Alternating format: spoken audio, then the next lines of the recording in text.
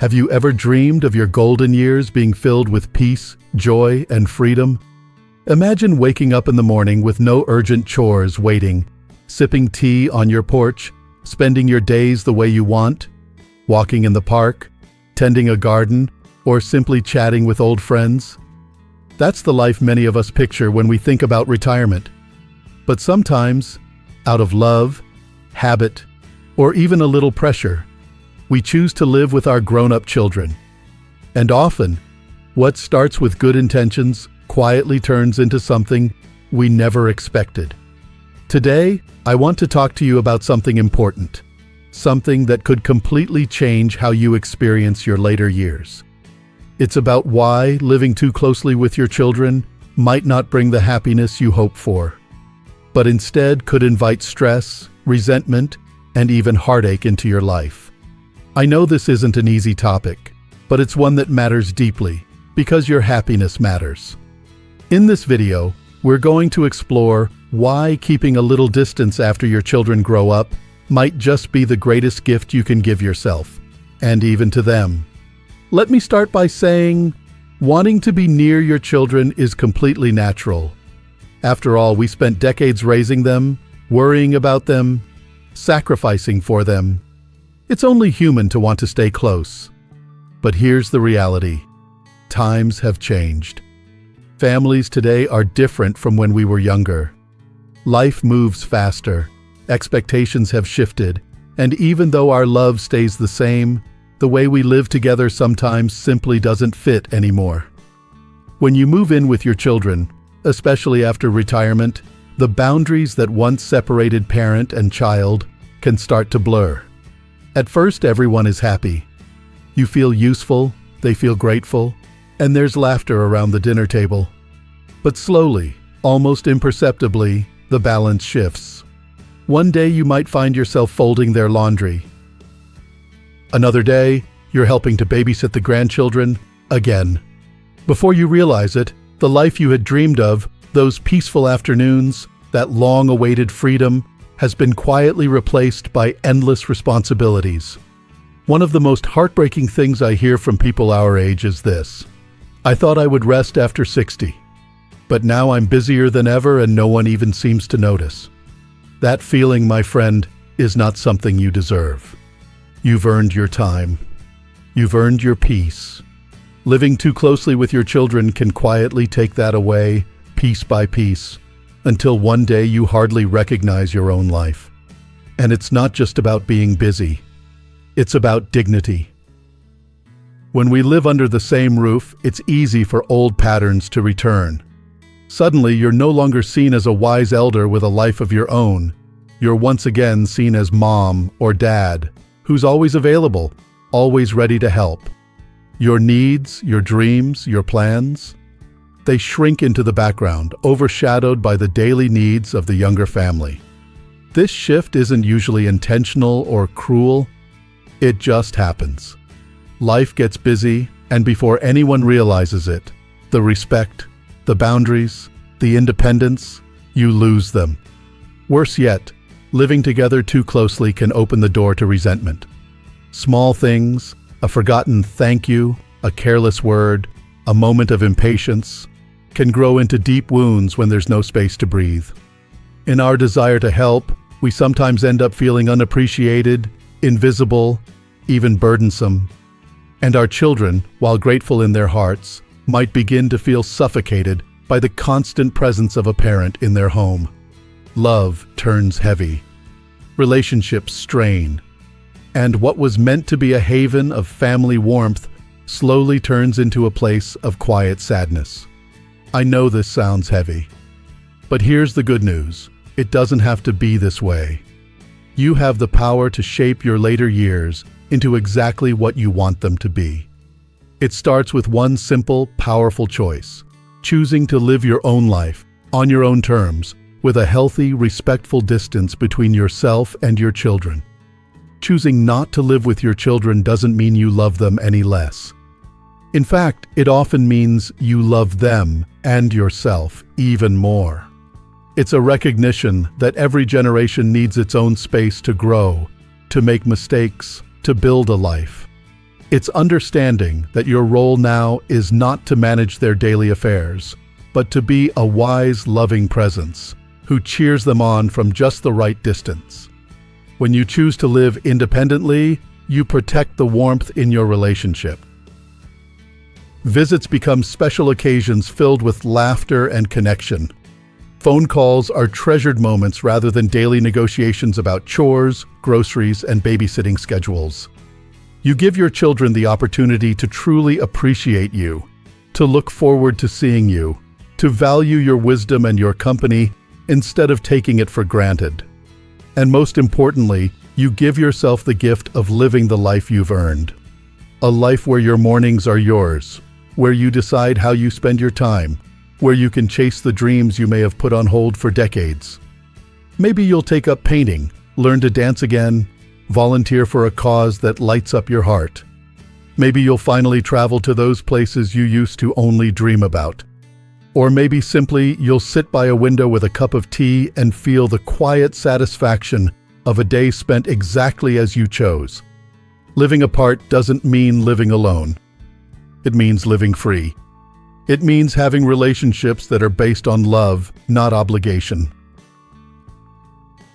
It means protecting the precious bonds you have with your children by allowing both them and yourself the space to breathe, to grow, and to thrive. Now, I know some of you might be thinking, but what if I need help later on? That's a real and valid concern, and we'll get to that very soon. But for now, I want you to remember this simple truth. Love grows best when it has room. Relationships thrive when each person is allowed to be fully themselves. Your later years should be a time of joy, not duty, of fulfillment, not fatigue. You deserve that happiness. You deserve that freedom. And it starts with making one small, courageous decision: to choose yourself. To choose the life you've dreamed of, not the life that others expect of you. Sometimes when we talk about choosing independence, a little voice inside us whispers, "But isn't that selfish?" We've been raised to believe that good parents sacrifice everything for their children, even their own happiness. And for many years, maybe that's exactly what we did. We put our dreams on the back burner. We stayed up late worrying. We worked harder so they could have better lives. But my dear friend, there's a beautiful truth that's easy to forget. You have already given enough. You have loved enough, sacrificed enough, cared enough. Now it's time to believe that choosing your own well-being is not selfish. It's necessary. It's healthy. And in the long run, it's a gift to everyone around you. When you step back and create space, you actually teach your children an incredible lesson: how to live responsibly, how to build their own home, solve their own problems, raise their own children. It's a reminder that adulthood doesn't mean depending on your parents forever. It means honoring them while also standing firmly on your own feet. And when you do that, you free yourself too. You free yourself from the exhausting role of always being there and allow yourself to just be. To exist as a whole person again, not just a parent, but someone with hopes, hobbies, passions, and peace. Of course, it's not always easy at first. There might be guilt. There might even be some hurt feelings, especially if your children have grown used to having you around to help. But setting healthy boundaries isn't about shutting people out. It's about making room for better, more loving relationships. It's about saying, "I love you, but I also love myself." And both loves deserve to be honored. Imagine, just for a moment, waking up in a home where every corner feels like yours. No one rushing in asking for help with homework, no sudden chores piling up, no feeling like you're constantly in someone else's way. Just a space that reflects your soul, a kitchen where you can cook your favorite meal, a chair by the window where you can read for hours, a garden where you can watch the seasons change. Imagine days where you set your own schedule, choose your own adventures, reconnect with old friends, or even make new ones. Days where your health improves because you have time to take that gentle walk, to stretch, to rest when your body asks for it.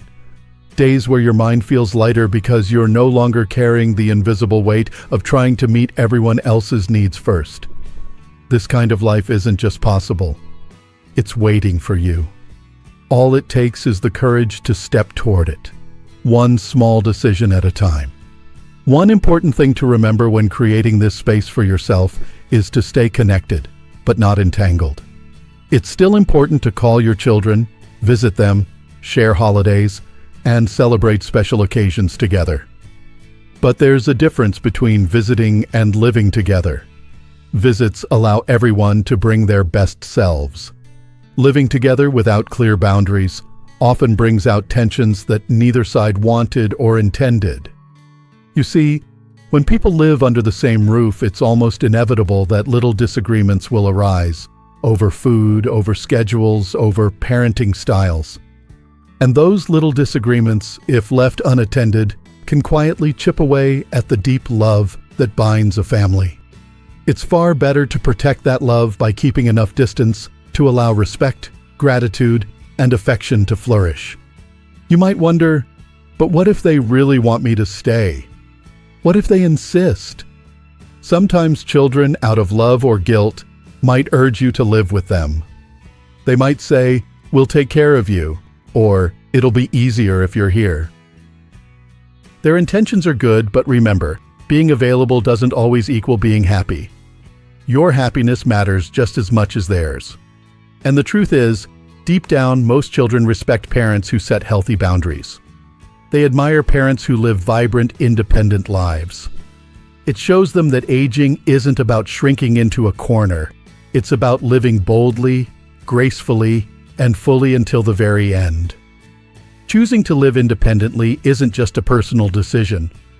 It's a way of setting an example. It's telling the world life doesn't end at 60 or 70 or even 80. It transforms. It deepens. It becomes richer and more beautiful in ways we never expected. So if you've been feeling the tug, the longing for a little more space, a little more freedom, listen to that voice. It's your soul reminding you that you're still alive, still growing, still worthy of joy. Maybe it starts small. Maybe you carve out a day each week just for yourself, even if you still live with family for now. Maybe you gently explain to your children that you need more time for your hobbies, for your health, for your own dreams. Maybe you start planning a move to a cozy little place that's just yours, a place that feels like home in every way. Whatever your path, remember, this is your time. Your golden years are not meant to be spent in the shadow of obligation, but bathed in the sunlight of freedom, love, and self-respect. You have already spent a lifetime building bridges, nurturing others, lifting people up. Now it's time to build something beautiful for yourself, a life that feels light, joyful, and truly your own. And it all begins with one brave decision: to choose space, to choose peace, and to choose yourself. Sometimes, when you take that brave first step toward living your own life, people might not immediately understand. That's okay. Change, even good change, often feels uncomfortable at first. Your children might call a little less in the beginning. You might feel a moment of loneliness. You might even second-guess yourself once or twice, wondering if you made the right decision. But I promise you this: if you hold steady, if you trust in the path you've chosen, you'll find something incredible waiting for you on the other side. You'll find freedom. You'll find new friendships blossoming, maybe with old neighbors, maybe with new faces at a community center or a dance class you always wanted to try. You'll find mornings that belong entirely to you, where you wake up smiling just because the day is yours to shape. And most beautifully, you'll find that your relationships with your children begin to breathe again. Without the day-to-day frustrations, without the feeling of always being under each other's feet, love has room to stretch, to grow stronger. Visits become sweeter. Conversations feel lighter. You'll laugh more. You'll notice that they look at you with fresh eyes, not as someone who is always there to solve every little problem, but as someone full of wisdom, dignity, and grace. It's a wonderful thing to be needed, but it's even more wonderful to be respected, cherished, and truly seen. And when you live your life independently, when you honor your own needs, you teach everyone around you how to love you in a better, deeper way. You might find that you're able to offer advice with more patience because you're no longer exhausted from carrying all their burdens. You might find that you listen more openly because you're not tangled up in daily worries. And your children, now living their own independent lives, will grow stronger, more capable, more grateful for the foundation you gave them. That's the beauty of space. It doesn't tear love apart. It strengthens it. It gives each person the dignity to grow on their own, while still being lovingly connected at the heart. And as you embrace this new season of life, you'll notice other wonderful changes too. Your health may improve because you're not pushing yourself beyond your limits every day. Your mind will feel clearer because you're no longer drowning in endless to-do lists that aren't even your own. You'll rediscover parts of yourself that you may have forgotten. The creative spark, the curiosity, the sense of wonder that can get lost when life becomes too crowded. Maybe you'll start painting again. Maybe you'll learn a new language, or take those slow afternoon walks you used to love. Maybe you'll find joy in the simplest things, planting flowers, baking a pie, writing letters to old friends. When you have the space to breathe, you have the space to truly live.